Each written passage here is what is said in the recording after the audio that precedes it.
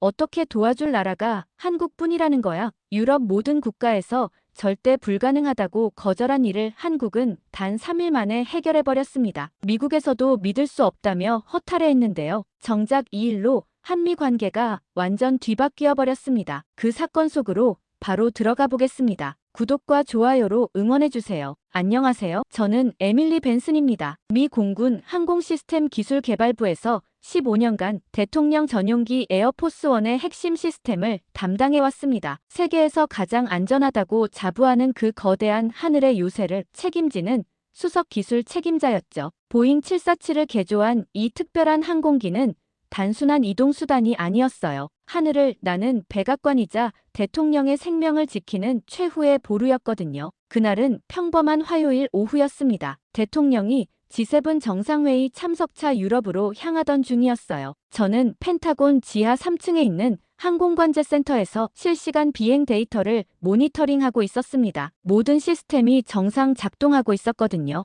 엔진 출력 98%와 연료량 충분 그리고 통신 상태 양호 완벽했어요. 15년간 이런 임무를 수행해오면서 이보다 안정적인 비행은 본 적이 없었을 정도였죠. 그런데 오후 3시 47분 믿을 수 없는 일이 벌어졌습니다. 갑자기 에어포스원에서 오는 모든 신호가 끊어진 거예요. 레이더 화면에서 그 거대한 점이 사라졌고 무선 통신도 완전히 두절됐습니다. 처음엔 일시적인 통신 장애라고 생각했어요. 대서양 상공에서는 가끔 이런 일이 있었거든요. 하지만 이번은 달랐습니다. 5분이 지나도 10분이 지나도 연락이 없었어요. 관제실 전체가 긴장하기 시작했습니다. 동료 기술자들의 얼굴이 점점 굳어지는 게 보였거든요. 대통령 전용기가 완전히 침묵 상태에 빠진 거였어요. 저는 즉시 비상 프로토콜을 가동했습니다. 주변 민간 항공기들에게 에어포스원 목격 여부를 확인하고 유럽 각국 관제탑에도 긴급 연락을 취했죠. 30분이 지나서야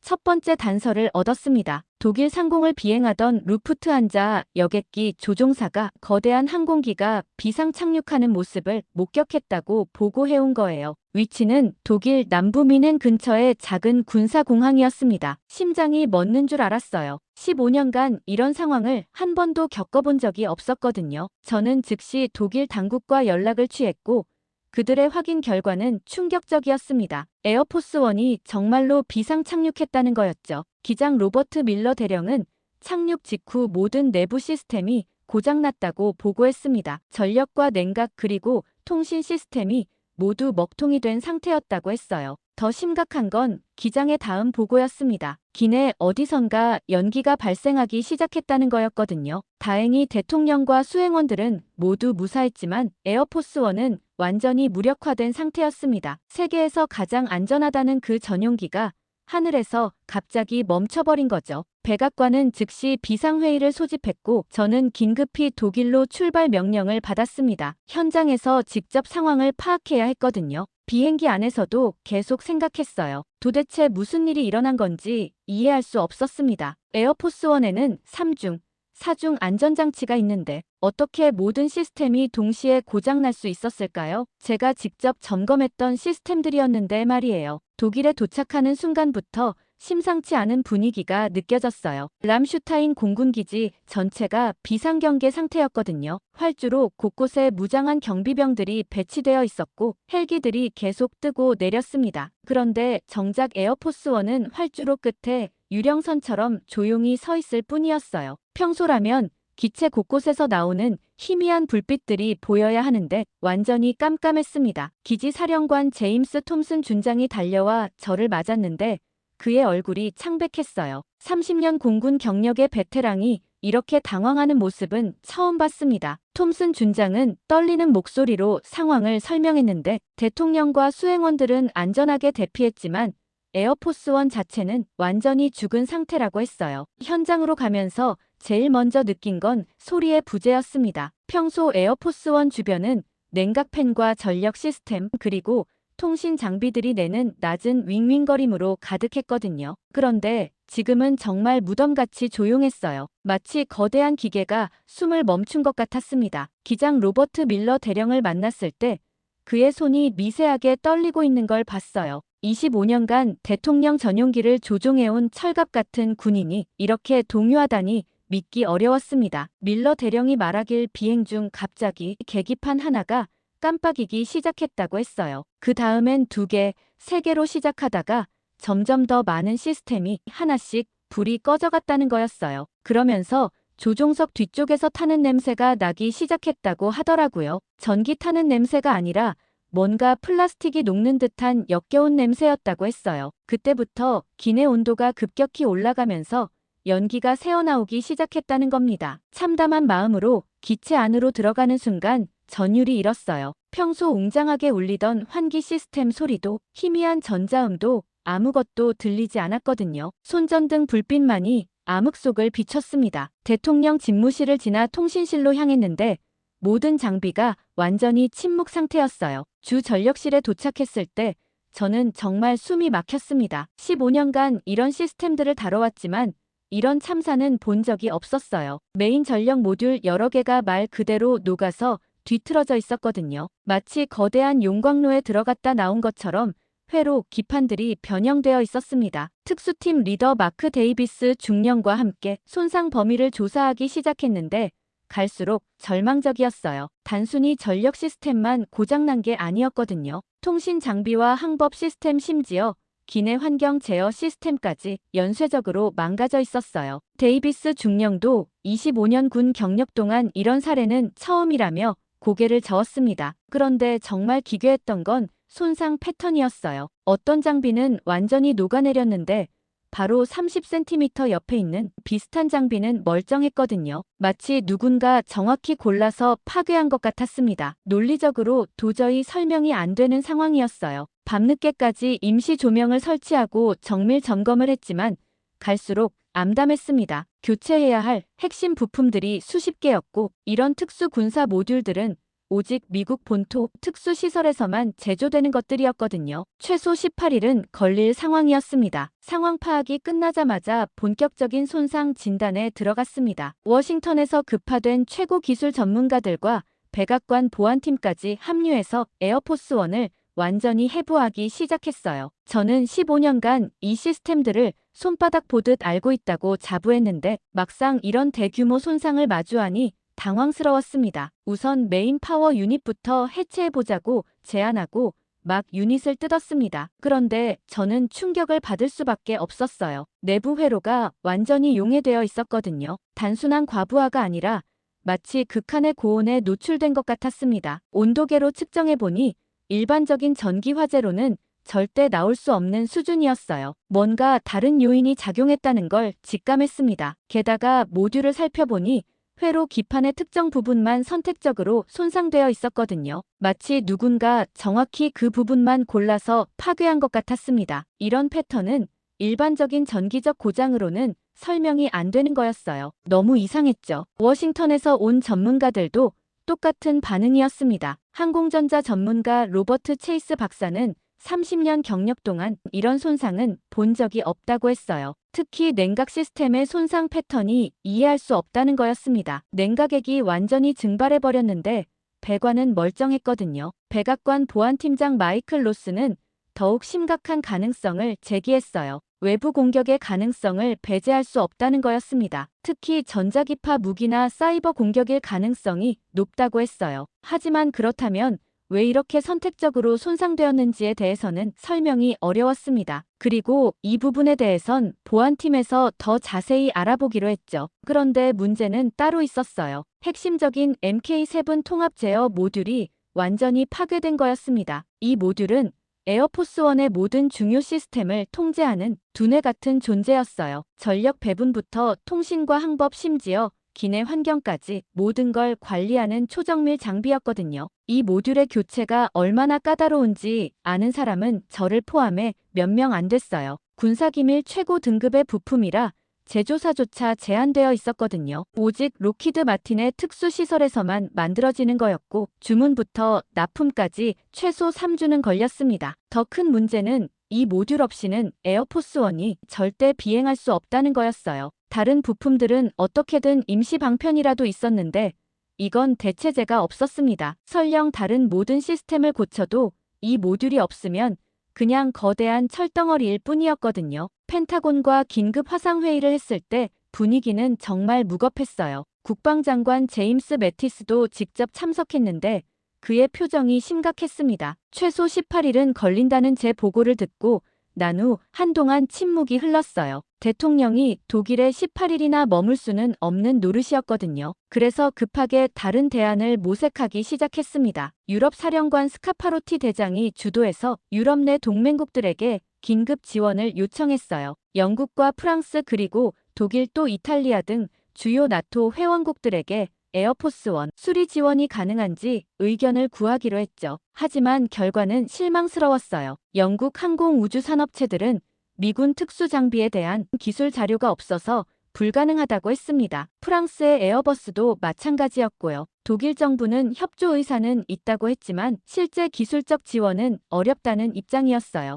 이탈리아 역시 피네메카니카에서 군용 항공기 정비 경험이 있긴 하지만 에어포스1 같은 특수 개조 기체는 경험이 없다며 손을 들었어요. 심지어 일본과 호주까지 연락해봤지만 모두 비슷한 반응이었습니다. 기술적으로 너무 복잡하고 군사기밀 문제로 접근이 어렵다는 거였어요. 결국 그 어느 나라도 나서는 곳이 없었습니다. 모두들 동맹국으로서 도우려는 의지는 있었지만 실제로는 불가능하다는 현실적인 판단이었어요. 정말 막막한 상황이었습니다. 그때 놀라운 제안이 나왔습니다. 합참의장 조셉 덤포드 대장이 한국항공우주 전문가팀에서 지원 의사를 타전해왔다는 거였어요. 한국항공우주산업에서 에어포스1 수리를 돕겠다고 나선 거였습니다. 처음엔 농담인 줄 알았어요. 한국이 우리 대통령 전용기를 고칠 수 있다는 게 믿어지지 않았거든요. 물론 한국의 항공기술이 뛰어나다는 건 알고 있었지만 이건 차원이 다른 문제였습니다. 미군 최고 기밀 장비들을 다뤄야 하는 일이었거든요. 더군다나 도면 한 장 없이 어떻게 수리한다는 건지 이해할 수 없었어요. MK7 모듈 같은 건 설계도 없이는 접근조차 불가능한 초정밀 장비였거든요. 하지만 다른 선택지가 없는 상황이었습니다. 18일을 기다릴 수도 없었고 대통령의 안전이 걸린 문제였으니까요. 그렇게 해서 믿기 어려운 결정이 내려졌어요. 한국 기술진을 독일로 급파하기로 한 거였습니다. 한국 기술진 투입 소식이 전해지자 람슈타인 기지 전체가 술렁였어요. 군 고위급 회의실에는 평소 보기 힘든 면면들이 모여들었습니다. 유럽 사령관 커티스 스카파로티 대장부터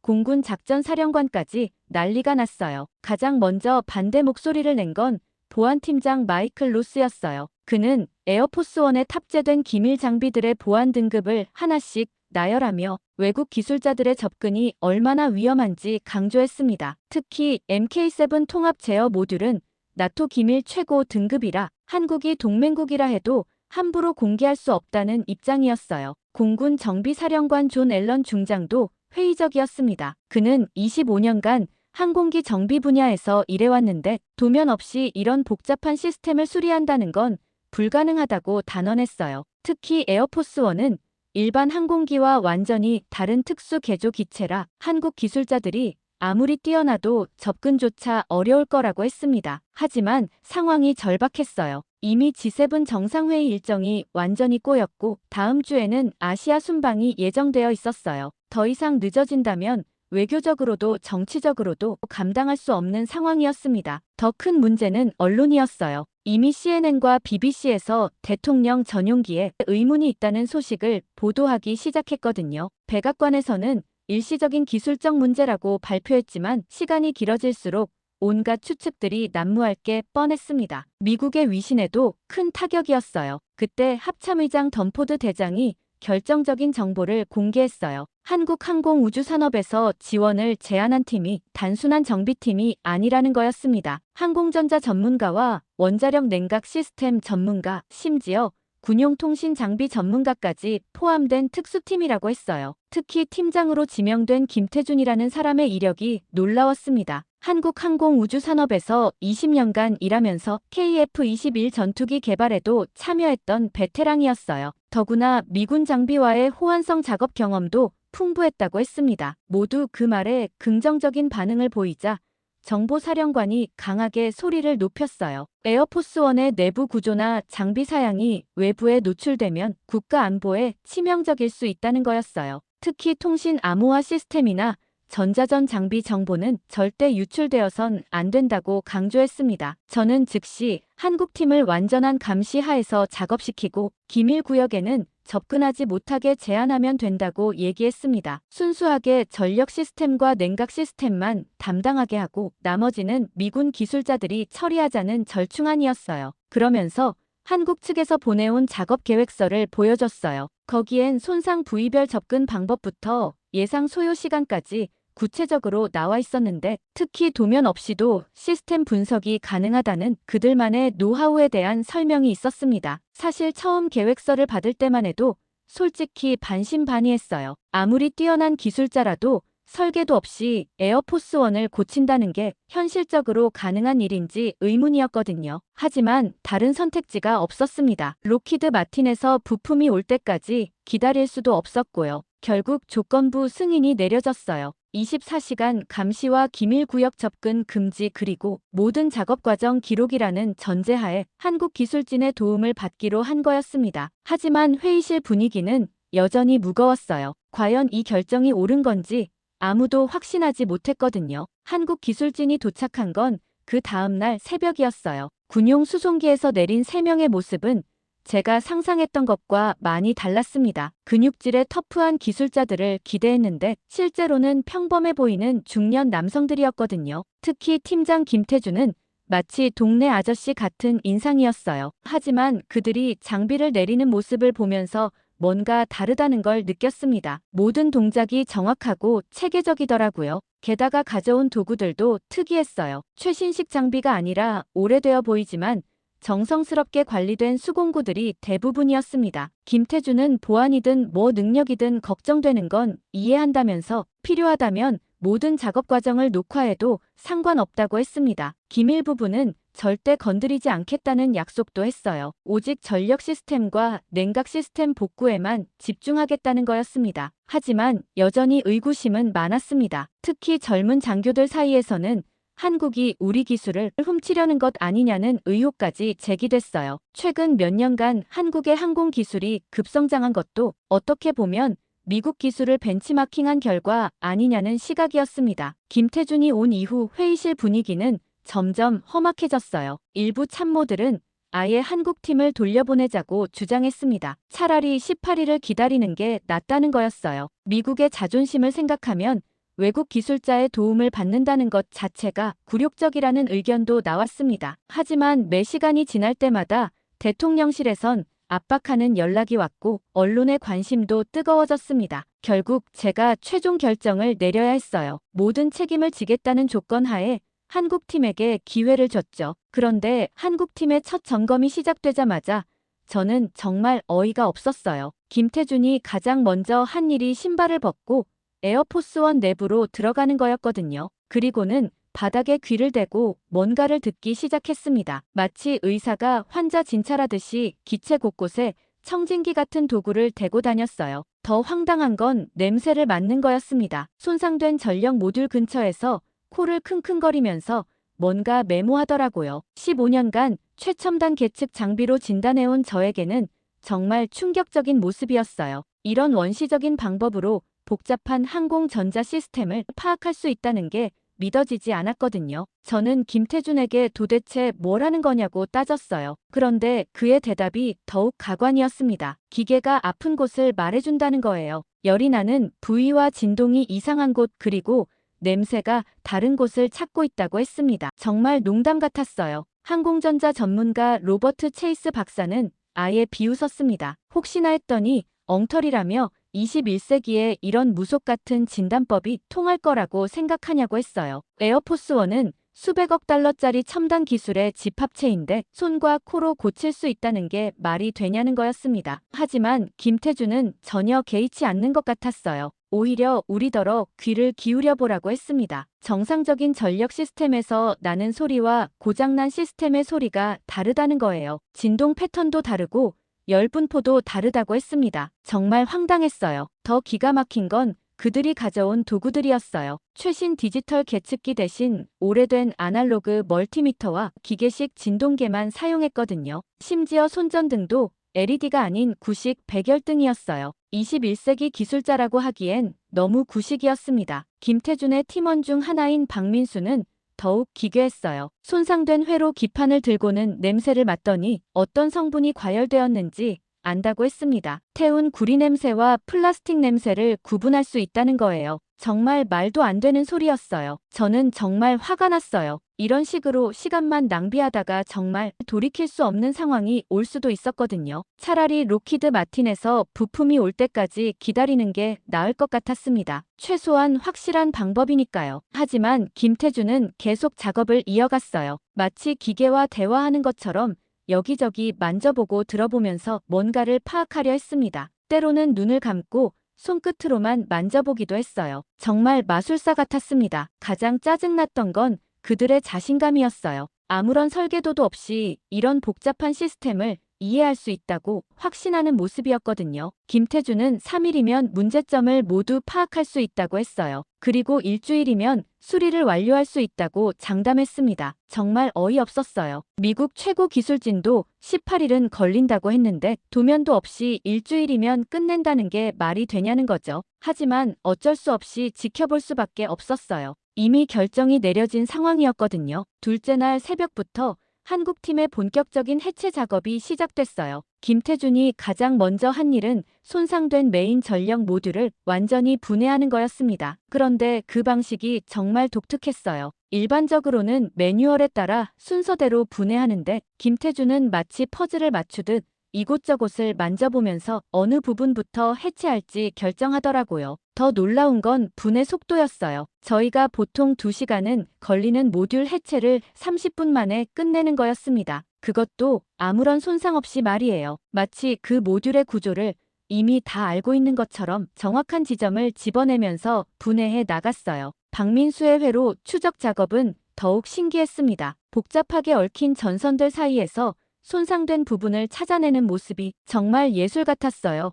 멀티미터 하나만으로 수백 개의 회로를 하나씩 체크해 나가는데 절대 실수하지 않더라고요. 마치 지도를 보고 길을 찾는 것처럼 정확했습니다. 게다가 이준호의 냉각 시스템 점검도 놀라웠어요. 배관 곳곳에 손을 대면서 막힌 부분과 누설 지점을 정확히 찾아냈거든요. 심지어 육안으로는 보이지 않는 미세한 균열까지 손끝 감각으로 감지해내는 모습을 봤을 때는 정말 소름이 돋았습니다. 하지만 가장 인상적이었던 건 그들의 팀워크였어요. 말 한마디 없이도 서로가 무엇을 필요로 하는지 정확히 알고 있었거든요. 김태준이 손만 뻗으면 박민수가 정확한 도구를 건네주고 이준호는 필요한 부품을 미리 준비해놨어요. 30년을 함께 일한 것처럼 완벽한 호흡이었습니다. 더욱 놀라운 건 그들이 찾아낸 숨겨진 손상들이었어요. 저희가 미처 발견하지 못했던 미세한 손상까지 모두 찾아냈거든요. 겉보기엔 멀쩡해 보이는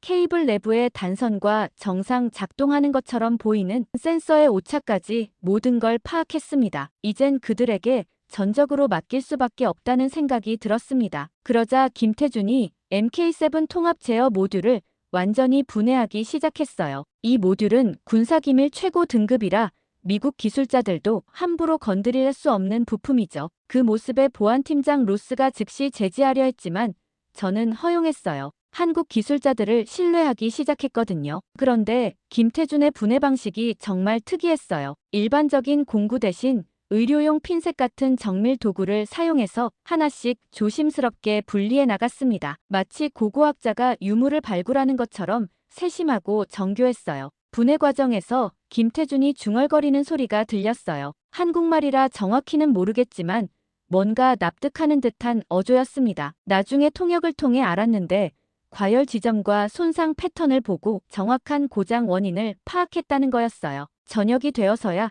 첫날 성과가 나왔습니다. 김태준이 손상 원인을 완전히 파악했다고 보고한 거예요. 단순한 전기적 고장이 아니라 냉각 시스템 오작동으로 인한 연쇄 과열이었다는 진단이었습니다. 이런 정확한 분석을 도면 없이 해냈다는 게 정말 믿기 어려웠어요. 더 놀라운 건 수리 계획이었어요. 기존 부품들을 재활용해서 임시 시스템을 구축할 수 있다는 거였습니다. 새 부품을 기다릴 필요 없이 현장에서 해결할 수 있다는 얘기였어요. 정말 불가능해 보이는 일이었지만 그들의 자신감 있는 모습을 보니 뭔가 기대가 되기 시작했습니다. 셋째 날 아침, 저는 김태준 옆에서 그의 작업을 지켜보고 있었어요. 솔직히 아직도 반신반의하는 마음이었거든요. 그런데 갑자기 김태준의 손이 멈췄습니다. MK7 모듈 깊숙한 곳에서 뭔가를 발견한 것 같았어요. 그의 눈빛이 달라졌거든요. 김태준이 핀셋을 집어들더니 아주 조심스럽게 뭔가를 빼내기 시작했어요. 제가 목을 쭉 빼고 들여다보니 머리카락보다도 가는 전선이었습니다. 그런데 이상했어요. 저는 15년간 이 시스템을 다뤄왔는데 그런 배선은 본 적이 없었거든요. 저도 모르게 김태준에게 물었어요. 그게 뭐냐고. 김태준은 심각한 표정으로 통역사를 통해 대답했습니다. 원래 설계에는 없는 배선 같다고 말했습니다. 더군다나 완전히 타서 수처럼 변해 있다고 했습니다. 그 순간 등골이 오싹해졌어요. 박민수가 급하게 현미경을 가져왔어요. 저도 함께 들여다봤는데 정말 충격적이었습니다. 그 전선 주변으로 미세한 폭발 흔적이 선명하게 보였거든요. 마치 아주 작은 폭탄이 터진 것 같은 패턴이었어요. 이건 절대 우연한 고장이 아니었습니다. 심장이 쿵쾅거리기 시작했어요. 만약 이게 의도적인 거라면 생각만 해도 소름이 돋았습니다. 저는 즉시 무전기를 집어들고 보안팀장 로스를 불렀어요. 목소리가 떨리는 걸 느꼈거든요. 이런 발견이 얼마나 심각한 의미인지 너무 잘 알았으니까요. 로스가 헐레벌떡 뛰어왔을 때 저는 아직도 믿기지 않는다는 표정이었어요. 그런데 한국팀의 설명을 들은 로스의 얼굴이 순식간에 창백해졌습니다. 그가 즉시 FBI와 시크릿 서비스에 연락하는 모습을 보니 이게 정말 심각한 상황이라는 걸 실감했어요. 그런데 더 큰 충격이 기다리고 있었습니다. 이준호가 냉각 시스템 점검을 하던 중 갑자기 저를 불렀거든요. 그의 목소리에 긴장감이 역력했어요. 냉각 파이프 안쪽에서 이상한 물질을 발견했다는 거였습니다. 제가 직접 확인해 보니 정말 기괴했어요. 냉각액과 전혀 다른 성질의 물질이 파이프 벽면에 달라붙어 있었거든요. 마치 냉각 효과를 방해하기 위해 의도적으로 넣은 것 같았습니다. 이제는 확신했어요. 이건 분명 테러였습니다. 김태준은 이미 다른 시스템들도 점검하기 시작했어요. 저는 그의 뒤를 따라다니면서 하나하나 확인했습니다. 통신 시스템에서도 항법 장치에서도 비슷한 흔적들이 발견됐어요. 모두 아주 정교하게 숨겨져 있어서 일반적인 점검으로는 절대 찾을 수 없는 위치였습니다. 가장 소름 끼쳤던 건 그 정교함이었어요. 이런 장치를 설치하려면 에어포스원의 내부 구조를 완벽히 알아야 했거든요. 그것도 아무나 접근할 수 없는 최고 기밀 정보 말이에요. 도대체 누가 이런 일을 벌인 건지 머릿속이 복잡해졌습니다. FBI 수사관들이 도착했을 때 저는 아직도 떨리는 손으로 증거물들을 정리하고 있었어요. 수사관들의 분석 결과는 더욱 충격적이었습니다. 이런 소형 파괴 장치는 국가급 기술력이 있어야 만들 수 있다는 거였어요. 개인이나 일반 테러 조직의 소행이 아니라는 뜻이었습니다. 그때 정말 끔찍한 사실을 깨달았어요. 이 장치들이 비행 중에 작동하도록 설계되어 있다는 거였습니다. 만약 김태준의 팀이 발견하지 못했다면 대통령이 탑승한 상태에서 어떤 일이 벌어졌을지 상상하기도 싫었어요. 그 순간 김태준을 바라보는 제 시선이 완전히 달라졌습니다. 처음엔 의심스러웠던 그들의 감각적 진단법이 첨단 장비로도 찾지 못한 테러 흔적을 발견해낸 거였거든요. 정말 믿기 어려운 일이었어요. 그 시간 이후 FBI 수사관들이 현장을 장악했습니다. 람슈타인 기지 전체가 봉쇄되고 에어포스원 주변에는 경계선이 쳐졌습니다. 저도 15년간 이런 일은 처음 겪어봤어요. 단순한 기술적 고장이 국가안보 사건으로 변한 거였거든요. 수사팀장 제시카 헌트 요원이 도착했을 때 그녀의 첫 질문은 의외였어요. 누가 에어포스원에 접근할 수 있었는지가 아니라 한국팀이 어떻게 이런 흔적을 발견했느냐는 거였습니다. 저는 솔직히 대답할 수밖에 없었어요. 우리 미국 기술진도 못 찾은 걸 그들이 찾아냈다고 말이에요. 김태준과 그의 팀은 갑자기 증인이자 영웅이 되었습니다. 하지만 동시에 의심의 대상이기도 했어요. 헌트 요원은 한국팀이 이런 테러 흔적을 너무 쉽게 찾아낸 게 의심스럽다고 했거든요. 마치 미리 알고 있었던 것처럼 보인다는 거였어요. 저는 그 말을 듣고 화가 났어요. 김태준 팀이 아니었다면 이런 끔찍한 음모를 영원히 모르고 지나갔을 텐데 오히려 의심받는다는 게 말이 안 됐거든요. 하지만 헌트 요원의 입장에서는 당연한 의심이었을 거예요. 너무 우연의 일치가 많았으니까요. 더욱 복잡해진 건 테러 장치들의 분석 결과였어요. FBI 과학수사팀이 가져온 첨단 장비로 분석해보니 정말 정교한 기술이었습니다. 특히 타이밍 장치가 놀라웠어요. 비행 고도와 속도를 감지해서 가장 위험한 순간에 작동하도록 설계되어 있었거든요. 게다가 분석 결과 이 장치들이 설치된 지 최소 6개월은 됐다는 거였습니다. 그동안 대통령이 몇 번이나 에어포스원에 탑승했는데 언제든 사고가 날 수 있었던 거예요. 정말 아찔한 일이었습니다. 헌트 요원은 접근 가능한 모든 인원을 조사하기 시작했어요. 정비팀과 보급팀 그리고 청소팀까지 에어포스원에 손댈 수 있었던 모든 사람들이 대상이었습니다. 저도 물론 조사받았어요. 15년간 성실하게 일해왔는데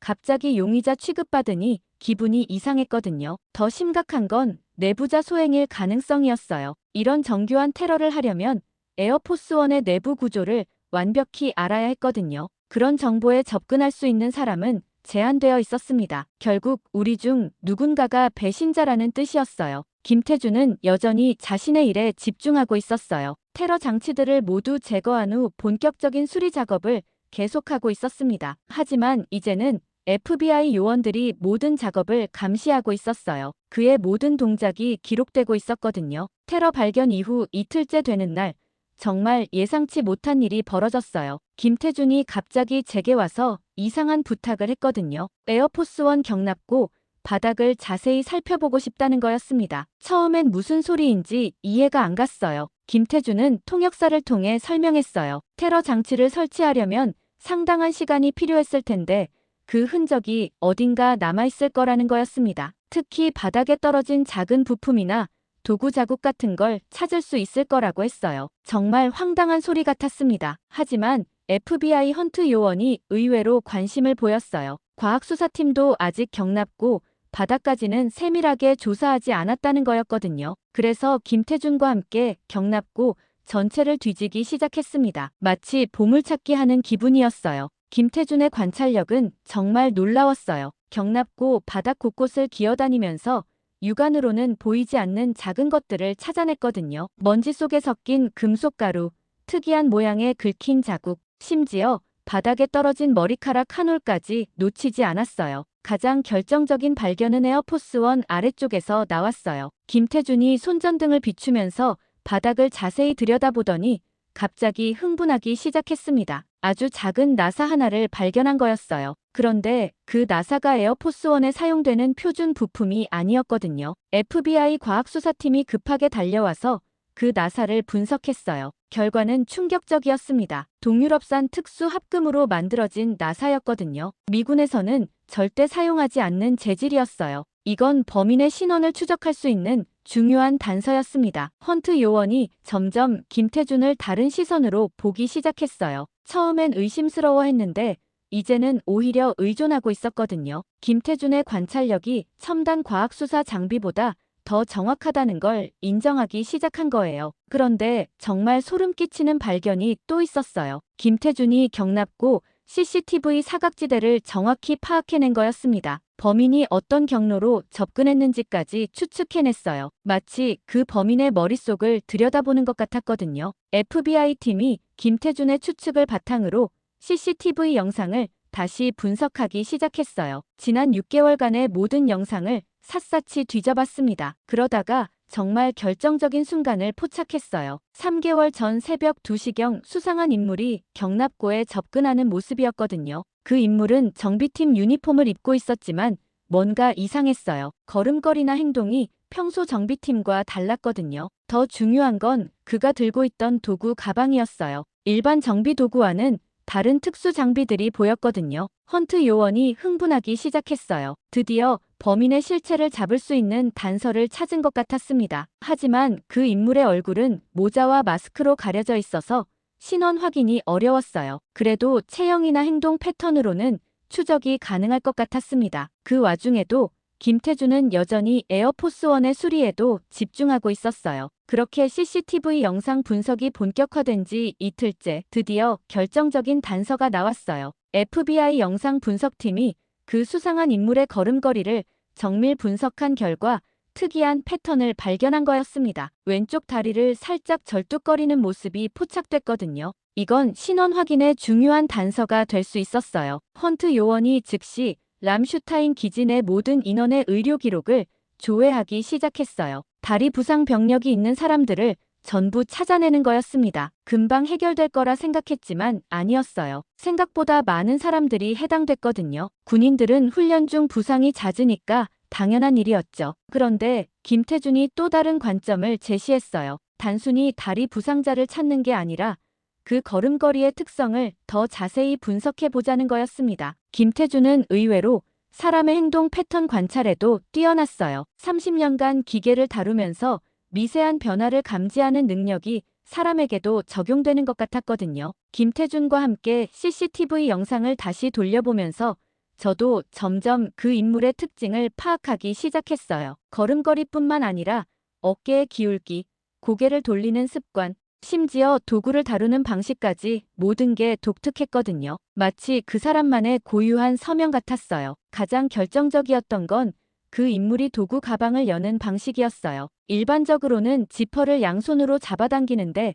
이 사람은 한 손으로만 열더라고요. 그것도 아주 능숙하게 말이에요. 이런 습관은 오래된 버릇이라 쉽게 바뀌지 않을 거였습니다. FBI 팀이 이런 특징들을 종합해서 기지 내 인원들을 하나씩 대조하기 시작했어요. 하지만 쉽지 않았습니다. 람슈타인 기지에는 수천 명의 인원이 있었거든요. 게다가 범인이 기지 밖에서 침입한 외부인일 가능성도 배제할 수 없었어요. 그런데 셋째 날 아침, 정말 극적인 순간이 왔어요. 김태준이 갑자기 제게 달려와서 뭔가 중요한 걸 발견했다고 했거든요. 경납고 근처에서 작업하고 있던 정비팀 중 한 명의 행동이 수상하다는 거였어요. 그 사람이 김태준의 시선을 의식하고 있다는 느낌을 받았다는 겁니다. 저는 처음엔 김태준의 직감을 믿기 어려웠어요. 하지만 그가 지금까지 보여준 놀라운 관찰력을 생각하면 무시할 수도 없었거든요. 그래서 헌트 요원에게 조심스럽게 보고했습니다. 혹시 모르니 그 정비사를 주의 깊게 관찰해보자고 말이에요. 그 정비사의 이름은 마이클 톰슨이었어요. 5년 전부터 람슈타인 기지에서 일해온 베테랑이었습니다. 평소에는 성실하고 조용한 성격으로 알려져 있었어요. 그런데 최근 들어 조금 이상한 행동을 보인다는 동료들의 증언이 나오기 시작했거든요. 헌트 요원이 톰슨의 개인 기록을 자세히 조사해봤더니 흥미로운 사실들이 드러났어요. 2년 전 오토바이 사고로 왼쪽 무릎에 부상을 입었다는 의료 기록이 있었거든요. 게다가 그는 전자공학을 전공했어서 정교한 장치를 만들 능력도 충분했어요. 더 결정적이었던 건 그의 최근 금융 기록이었어요. 3개월 전부터 갑자기 큰 돈이 들어오기 시작했거든요. 정비사 월급으로는 설명할 수 없는 금액이었어요. 누군가에게 돈을 받고 일을 했다는 정황이 뚜렷했습니다. 김태준은 여전히 톰슨을 관찰하고 있었어요. 그리고 마침내 결정적인 순간을 포착했습니다. 톰슨이 도구 가방을 열 때 CCTV 영상 속 인물과 똑같은 방식을 사용하는 걸 본 거였어요. 한 손으로만 지퍼를 여는 특이한 습관 말이에요. 그리고 헌트 요원도 이제 확신하기 시작했어요. 모든 정황상 톰슨이 범인일 가능성이 높다는 거였습니다. 하지만 확실한 증거가 필요했어요. 단순한 추측만으로는 체포할 수 없었거든요. 그래서 비밀리에 톰슨을 감시하기 시작했습니다. 아무래도 테러가 예상대로 되지 않았으니 분명 추가적인 움직임이 있을 거라 생각했거든요. 그렇게 톰슨 감시 작전이 시작된 지 이틀째 드디어 그가 움직이기 시작했어요. 밤 11시경 톰슨이 기지 내 자신의 숙소에서 나와 이상한 행동을 보이기 시작한 거였습니다. 평소와 달리 두리번거리면서 주변을 경계하는 모습이 역력했어요. 헌트 요원과 저는 멀리서 그를 미행했어요. 톰슨은 경납고 반대편에 있는 통신시설 쪽으로 향하고 있었습니다. 그런데 그가 가는 길이 묘했어요. CCTV 사각지대만 골라서 움직이고 있었거든요. 이미 기지 내 감시망을 파악하고 있다는 뜻이었어요. 김태준도 우리와 함께 있었는데 그의 관찰력이 또 한 번 빛을 발했어요. 톰슨이 들고 있는 가방이 평소와 다르다는 걸 알아챈 거였습니다. 더 두껍고 무거워 보였거든요. 분명 뭔가 특별한 장비가 들어있을 거였어요. 톰슨이 통신시설 뒤편 어두운 곳에 도착했을 때 정말 놀라운 일이 벌어졌어요. 갑자기 다른 사람이 나타난 거였습니다. 키가 크고 마른 체형의 남자였는데 군복이 아닌 민간인 복장이었어요. 기지 밖에서 온 외부인 같았습니다. 두 사람이 만나서 뭔가를 주고받는 모습이 보였어요. 톰슨이 가방에서 뭔가를 꺼내주더니 그 남자가 봉투 하나를 건네줬습니다. 돈 거래가 이루어지고 있는 게 분명했어요. 드디어 결정적인 증거를 잡았죠. 헌트 요원이 체포 신호를 보내려는 순간 김태준이 제 팔을 잡으며 기다리라고 했어요. 뭔가 더 중요한 게 있을 거라는 눈빛이었습니다. 과연 김태준의 예상대로 그 남자가 입을 열기 시작했어요. 비록 멀어서 정확한 내용은 들을 수 없었지만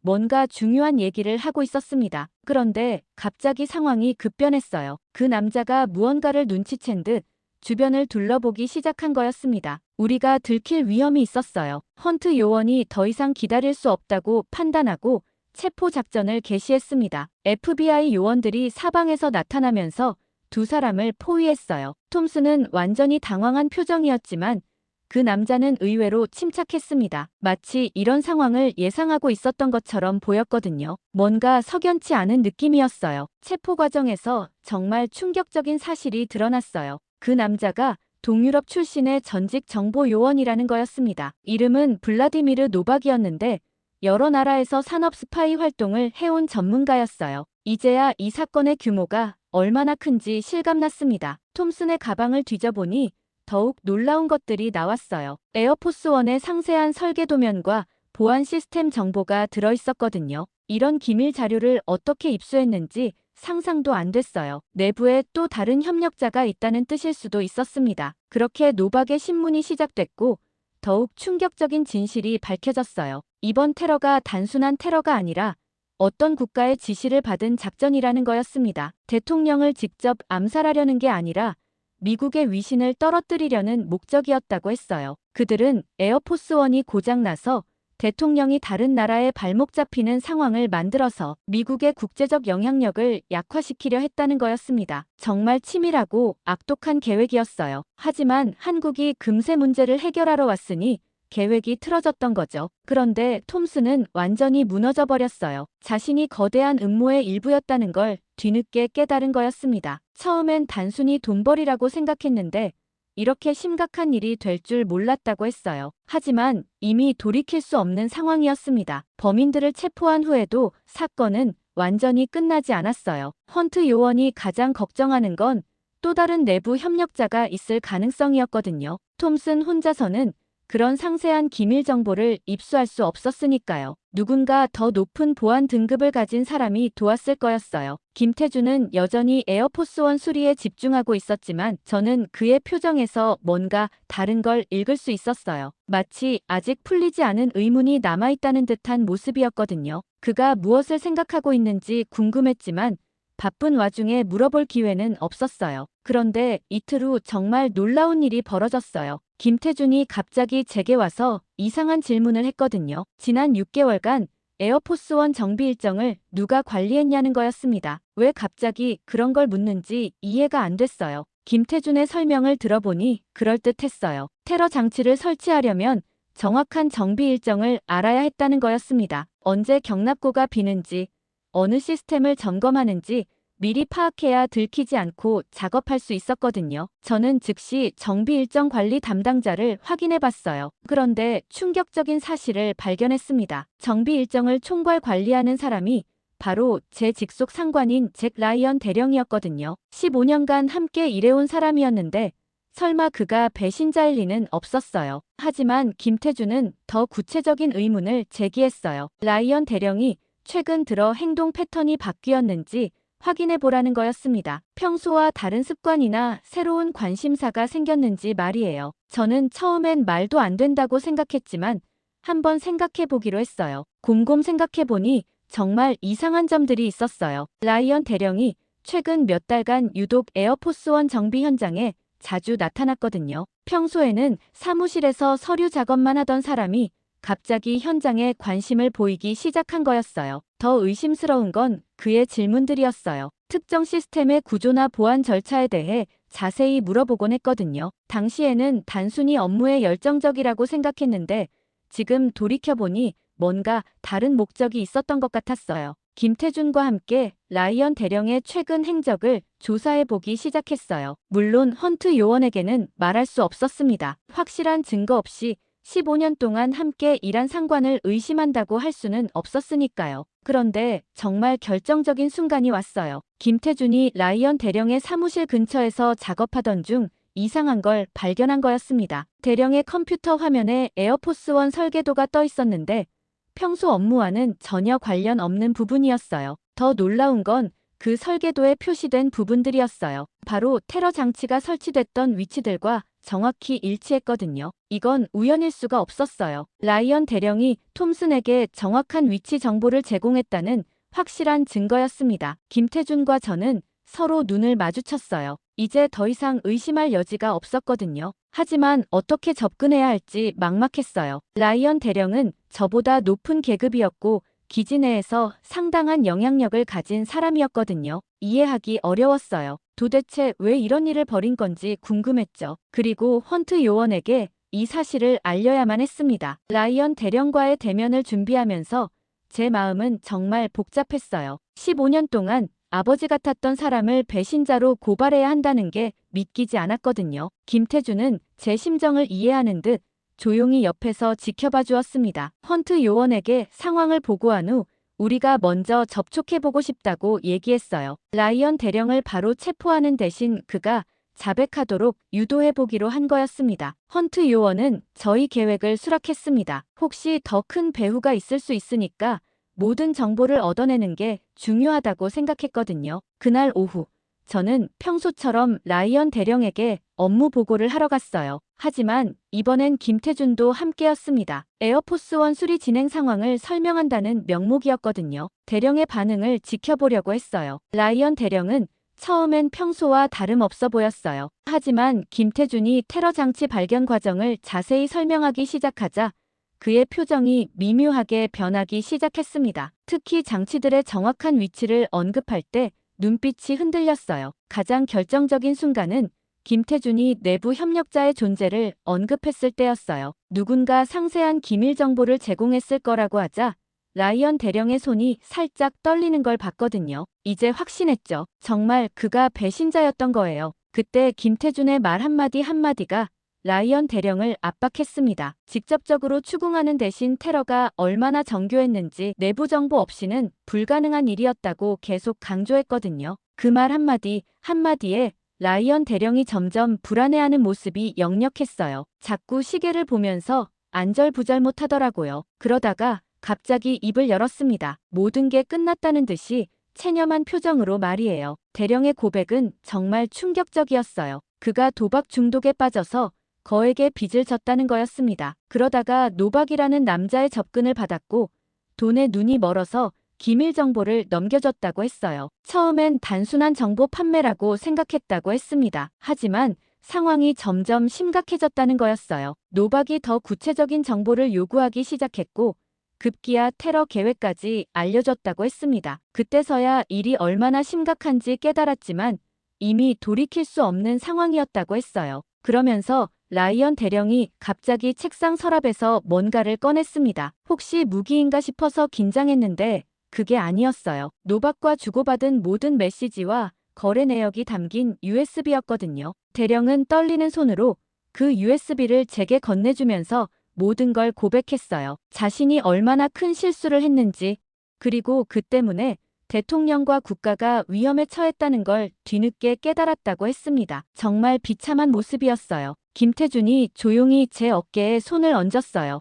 이런 상황에서도 따뜻한 위로를 해주는 그의 모습에 감동받았거든요. 동시에 헌트 요원이 사무실로 들어와서 라이언 대령을 체포했습니다. 15년간의 동료 관계가 그렇게 끝나는 순간이었어요. USB 분석 결과는 더욱 충격적이었어요. 노박의 배후에는 정말로 어떤 국가의 정보기관이 있었고 이번 작전은 미국의 위신을 떨어뜨리려는 장기적 계획의 일부였다는 거였습니다. 라이언 대령은 그들에게 이용당한 것뿐이었어요. 가장 안타까웠던 건 대령의 가족이었어요. 아무것도 모르는 부인과 대학생 딸이 갑자기 아버지가 반역자가 되어버린 상황을 맞게 된 거였거든요. 개인의 욕심이 얼마나 많은 사람들에게 상처를 주는지 실감했습니다. 이제 모든 진실이 밝혀졌어요. 하지만 아직 끝나지 않은 일이 남아 있었습니다. 에어포스원 수리를 완료해서 대통령을 안전하게 본국으로 모셔야 했거든요. 하지만 시간은 정말 촉박했어요. 백악관에서 계속 재촉하고 있었고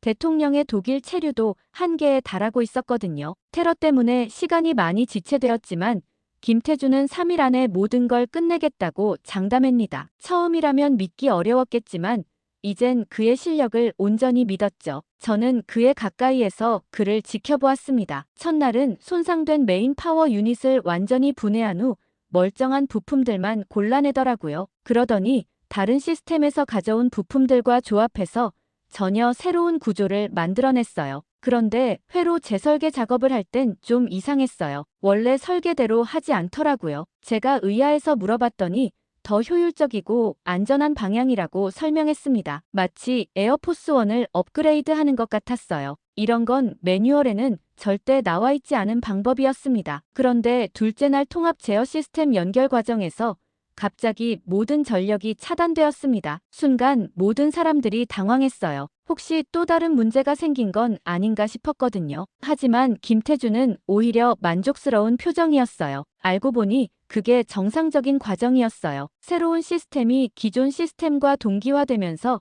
일시적으로 전력이 차단되는 거라고 하더라고요. 마치 컴퓨터를 재부팅하는 것과 같은 원리였어요. 10분 후 모든 시스템이 다시 살아났을 때 정말 신기하더라고요. 그리고 드디어 셋째 날 최종 점검이 시작됐는데 모든 시스템이 완벽하게 작동하고 있었거든요. 그것도 원래보다 더 안정적이고 효율적으로 말이에요. 정말 기적 같은 일이었어요. 시험 비행을 할 때 저도 탑승해서 직접 확인해 봤는데 정말 놀라웠습니다. 엔진 소음이 현저히 줄어들었고 진동도 거의 느껴지지 않았어요. 마치 새 비행기를 타는 것 같았거든요. 김태준의 수리가 단순한 복구가 아니라 완전한 개선이었던 거예요. 비행 테스트가 성공적으로 끝났을 때 모든 사람들이 환호했어요. 정말 불가능해 보였던 일을 해낸 거였거든요. 김태준과 그의 팀은 그동안의 피로가 한꺼번에 몰려온 듯 주저앉았지만 얼굴에는 만족스러운 미소가 가득했어요. 백악관에서도 즉시 연락이 왔어요. 대통령이 내일 당장 출발할 수 있다는 소식이었습니다. 일주일 넘게 독일에 머물렀던 대통령이 드디어 본국으로 돌아갈 수 있게 된 거예요. 정말 다행스러운 일이었습니다. 김태준은 마지막까지 세심하게 점검을 계속했어요. 대통령의 안전이 걸린 일이라 조금도 소홀할 수 없다는 거였습니다. 그의 책임감과 전문성에 정말 감동받았어요. 이런 사람이야말로 진짜 전문가라는 생각이 들었거든요. 대통령 출발 당일 아침, 람슈타인 기지는 완전히 다른 분위기였어요. 지난 열흘간의 긴장감이 마침내 해소되고 모든 사람들이 안도의 한숨을 쉬고 있었거든요. 에어포스원이 활주로에서 최종 점검을 받고 있는 모습을 보니 정말 감개무량했습니다. 김태준은 새벽부터 마지막 안전 점검에 여념이 없었어요. 그의 모습을 보면서 진정한 장인 정신이 무엇인지 다시 한번 깨달았어요. 30년간 쌓아온 경험과 책임감이 그대로 드러나고 있었습니다. 오전 10시경 드디어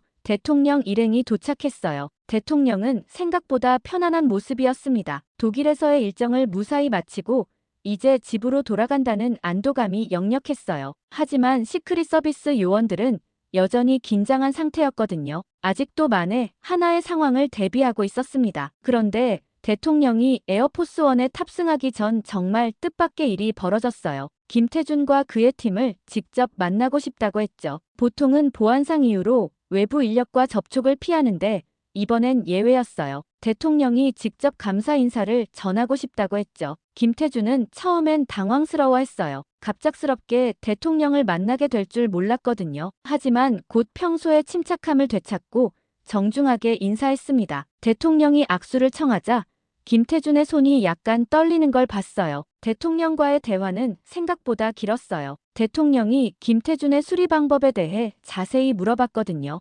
어떻게 그런 짧은 시간에 완벽한 수리가 가능했는지 정말 궁금해했어요. 김태준은 겸손하게 팀워크의 결과라고 대답했지만 대통령은 그의 개인적인 능력을 높이 평가하고 있었습니다. 가장 인상적이었던 건 대통령이 테러 발견 과정에 대해서도 언급한 거였어요. 김태준의 예리한 관찰력이 아니었다면 정말 큰 사고가 날 뻔했다면서 진심으로 고마워했거든요. 그 순간 김태준의 표정이 정말 뿌듯해 보였어요. 박민수와 이준호도 대통령과 악수를 나눴어요. 대통령이 각자의 역할에 대해 구체적으로 언급하는 걸 보니 사전에 상세한 보고를 받았나 봤습니다. 세 사람 모두 감격스러워하는 모습이 역력했어요. 평생 잊지 못할 순간이었을 거예요. 대통령이 탑승한 후 출발 준비가 본격적으로 시작됐어요. 김태준은 마지막까지 관제탑과 교신하면서 모든 시스템 상태를 점검했습니다. 그의 세심함 덕분에 모든 사람들이 안심할 수 있었어요. 정말 믿음직한 모습이었거든요. 드디어